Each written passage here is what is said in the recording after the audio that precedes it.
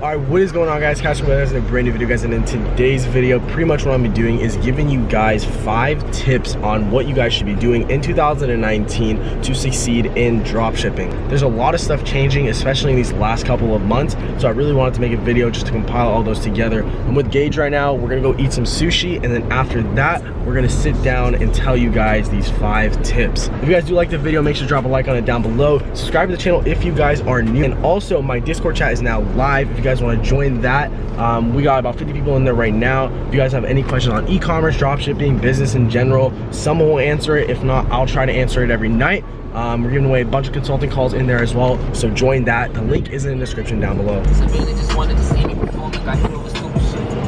I woke up and saw this shit right on my phone. They don't know who the shooter is. You never know, never feel untouchable. Guys, so Jesus.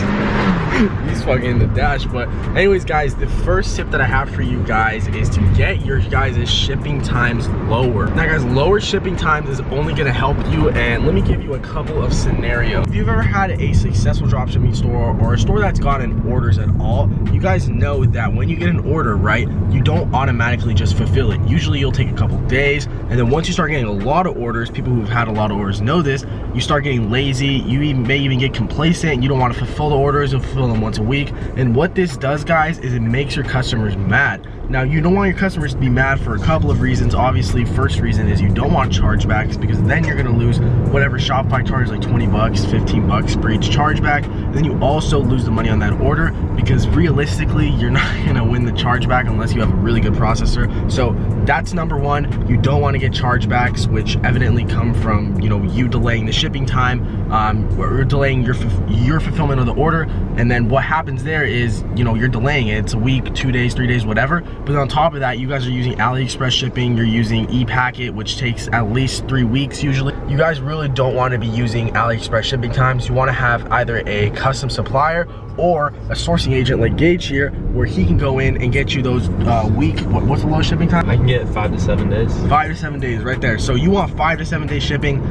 Again, it's gonna prevent those chargebacks from coming in. It's gonna keep your customers happy. And then also, when I go to number 2, I'll explain kind of how it can help your advertising account if you guys are advertising on Facebook. All right, guys, so tip number 2 is going to be essentially payment processors, guys. Now, when I say payment processors, most of you guys, what comes to mind is like Stripe, PayPal, or Shopify payments, but that's exactly what you guys shouldn't be using. So guys, the problem with Stripe, PayPal, and Shopify payments are that all of these processors have one thing in common, and one thing that really only matters between all of them, and that's that they are payment aggregators. Now, what is a payment aggregator? A payment aggregator is essentially a payment gateway, a payment processor that is going to flag you. They have an algorithm that flags you once you process a certain amount of money. So say you process $1,000 today, and then tomorrow you process $20,000, right?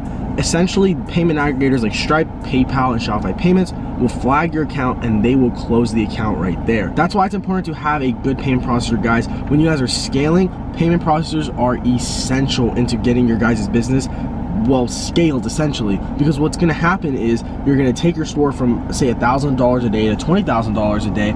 But what you don't understand is when you process all this money with PayPal, Stripe, Shopify payments, they're going to hold your money. So if your guys' reserve is like 25% or 30%, and your profit margin is like 20% for your guys' product, then you're going to make no money. You're actually going to lose money. And if you don't already have cash reserves on hand for your business, then you're pretty much screwed, because you can't fulfill the orders and you don't have enough money to continue advertising because they're holding that money from you. So guys, that's why I recommend Digirize. They are a great payment processor. I'll leave a link to their website down below. Just contact them. They're really cool guys. It does take a little bit of money to set up your first processing account with them, but I do recommend you guys do it. Honestly, it'll save you guys a big headache. You guys essentially don't need it if you guys are just starting off. If you're starting off, you can use Stripe, PayPal, Shopify payments. If you're on Shopify, which you shouldn't be, but Stripe and PayPal are fine. Or I'm sorry, not PayPal, only Stripe. Only use Stripe. Don't use PayPal. But use Stripe when you guys are starting off. It's fine. You can move to Digirize once you guys are clearing like $500, $1,000 days, because then it's really going to be essential to have that payment processor that is not going to hold your money, and it's not going to go ahead and lock your money from you. This shit's fire.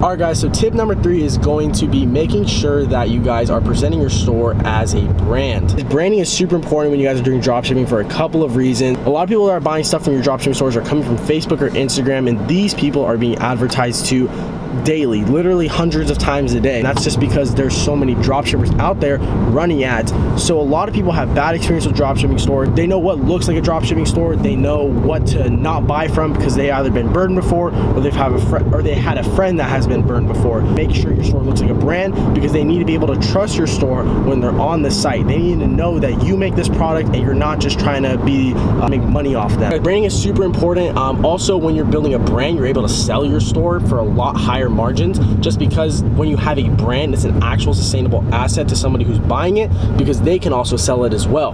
But when you're selling just a store that makes money, there's really no connection to it. There's no emotional connection to the people who are buying it. That's why it's not worth the same amount of money as just like a general store. And with branding as well, guys, you can go into influencer marketing. You can make a lot more money as well there, just for the fact, again, as I said, there's an emotional connection to the store, especially when there's an influencer backing the store. This shit's fire.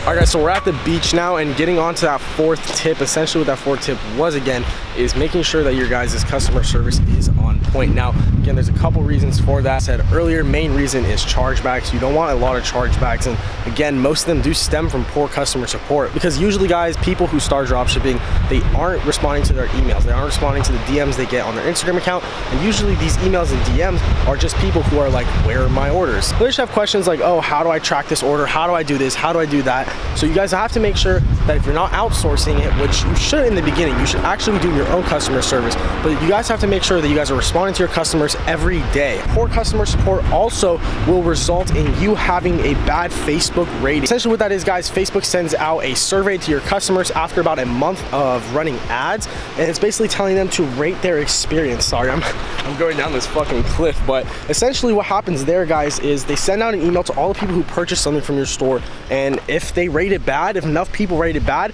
your ad performance will die. So guys, just make sure your customer support is on point. It'll prevent chargebacks. It'll help your ads a lot. And doing good customer support supports your brand, guys. It makes your brand more trustable, and it allows you to take your brand to that next level. In-store credit card today to get 10% back, and then your receipt pay for it. Thanks, bro. 723 12 is the total. Almost happened. He did that. Alright guys, so we just went fucking around. What, 782? Rip. Guys, so tip number 5 is going to be setting aside a budget for yourself every week to go ahead and test products, guys. Now, I'm saying this for a reason. Now, when I was learning dropshipping, my main problem was getting cash flow into the business to go ahead and test more products, because essentially, guys, the more products you test, the more better versed you are with e-commerce and dropshipping in general. You learn more when you test more. Hence why I'm saying you guys have to have some sort of cash reserve before you start, or have some sort of way, like a job, for example, to go ahead and get that money inside your business to go ahead and spend it on ads to test products. It's honestly just super important to have that initial cash reserve, because say you only had $300 to start dropshipping, right? Like, that's not a lot of money, and you really won't learn, because what's gonna happen is you're gonna run through that $300 and you're gonna have no money, and then you're gonna forget everything you did by the time you get another $300, which you never know when that could be. It could be like a month, 2 months, whatever. But when you have a couple $1,000s to play with, you could test products for 500 bucks, and then when it doesn't work, you're like, okay, so this is what didn't work. I'm gonna take another 500 out of my reserve, and I'm gonna go ahead and test another product, and this time I'm gonna do this that I did wrong the first time. It's a lot easier to test products. It's a lot easier to learn dropshipping and e-commerce when you guys have that initial cash reserve, or if you guys have a job, some cash flow coming in, that helps a lot too. So whichever you guys got, I would really recommend getting some money in your hands, or getting a way to get money into your hands every week to test at least 2 products a week. Anyways, guys, that's gonna be it for the video. I hope you guys did enjoy. If you did, drop a like on the video down below. Subscribe to the channel if you guys are new, and make sure to follow me on Instagram right here. And if you guys haven't joined my Discord chat, the link is in the description down below. If you guys have any questions about e-commerce, or you just wanna talk about business in general, that's the place to do it. I'm in there a lot too, so I can answer answer your guys' questions, or a moderator of mine can answer them. And the cool thing about this chat, guys, is that there's everybody at different levels. You know, it's not just everybody who's like high level, and it's not just beginners. So there's a lot of people there to help you guys out and answer your questions. Anyways, guys, that's gonna be it for the video. I hope you guys did enjoy. I'll see you guys in the next video.